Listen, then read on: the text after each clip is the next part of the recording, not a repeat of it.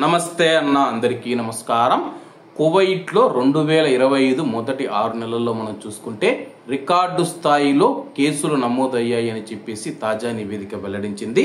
వివరాల్లోకి వెళితే కువైట్ న్యాయ మంత్రిత్వ శాఖ విడుదల చేసిన తాజా గణాంకాల ప్రకారం 2025 మొదటి 6 నెలల్లో కువైట్లోని కోర్టులు వివిధ రకాల 1,97,340 క్రిమినల్ కేసులు సమీక్షించాయని చెప్పేసి వీటిలో ట్రాఫిక్ నేరాలు అగ్రస్థానంలో ఉన్నట్లయితే న్యాయ మంత్రిత్వ శాఖ తన యొక్క తాజా గణాంకాలలో వెల్లడించింది.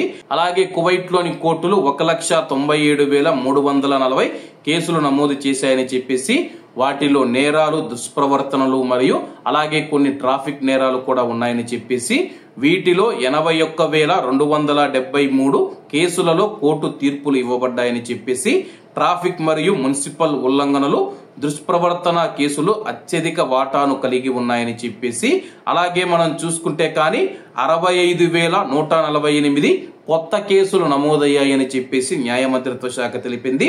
1,74,554 కేసులు పెండింగ్ లో ఉన్నట్లయితే తాజా డేటా చూపిస్తూ ఉంది. కోర్టులు 68,088 కేసులలో తీర్పులు జారీ చేశాయి. 39% కంటే ఎక్కువ పూర్తి స్థాయి రేటునైతే సాధించడం జరిగింది.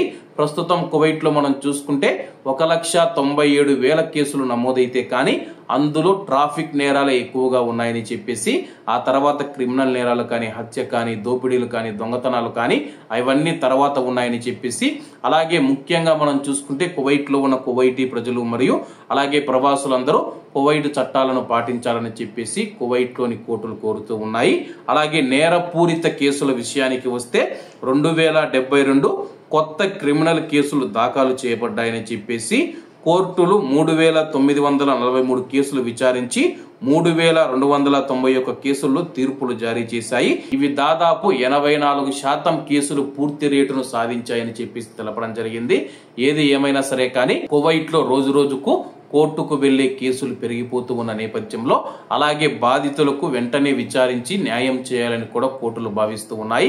దానికి అనుగుణంగానే త్వరగా తీర్పులు ఇచ్చేందుకు ప్రయత్నం చేస్తూ ఉన్నట్లు న్యాయ మంత్రిత్వ శాఖ తెలిపింది. కాబట్టి అందరూ బాగుండాలి, అందులో మనం ఉండాలి. అందరికీ నమస్తే అన్న, జై హింద్.